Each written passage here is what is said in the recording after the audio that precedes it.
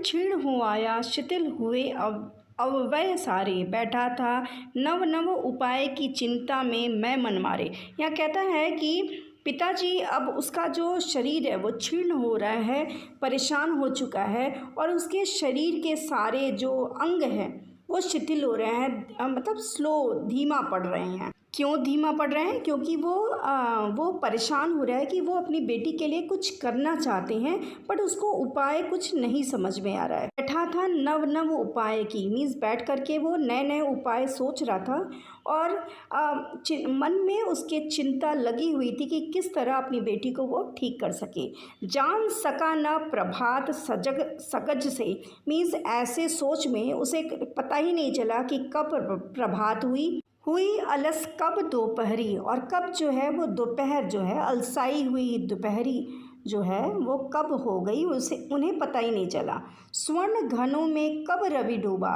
आगे कहते हैं वो कि जो बादल है, घन का मतलब है बादल, बादल जो स्वर्ण से भरा हुआ था, मीन्स सूरज की रोशनी से जब वो स्वर्ण बादल थे, वो कब आई संध्या गहरी और कब अंधकार में परिणित हो गया उसे पता ही नहीं चला। इस पैराग्राफ के थ्रू माध्यम से यही कहना चाह रहे हैं कि उन्हें पता नहीं चल रहा है, इतनी परेशान हो गए हैं कि उनके दिन रात उन्हें समझ नहीं आ रहा है। और दिखलाई दी बस अंधकार की ही छाया, वो इतने परेशान हैं कि उन्हें अब सिर्फ अंधकार ही अंधकार दिख रहा है चारों तरफ। छोटी सी बच्ची को ग्रसने कितना बड़ा तिमिर आया।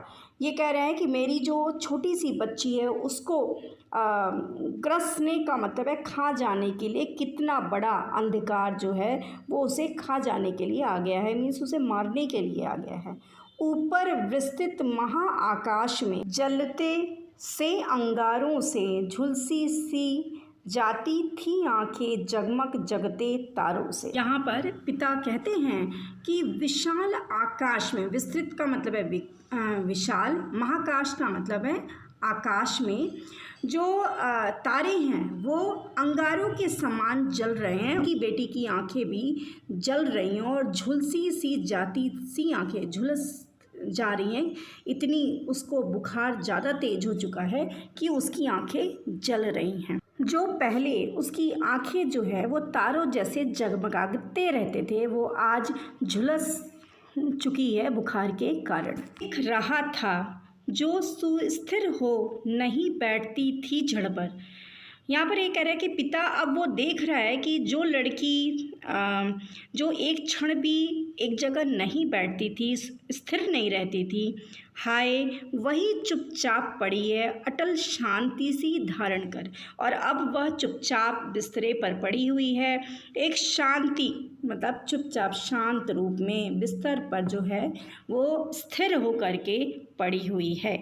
सुनता वही चाहता था मैं उसे स्वयं ही उकसा कर, मुझे देवी के प्रसाद का एक फूल ही दो लाकर। पिता उसको स्वयं उकसा कर सुनना चाहता था कि वह देवी का प्रसाद मांगे और यह वाक्य उससे सुनना चाहता था। अब एक पिता आगे क्या करता है हम इसको नेक्स्ट पार्ट में डिस्कस करेंगे और उसकी व्याख्या देखेंगे।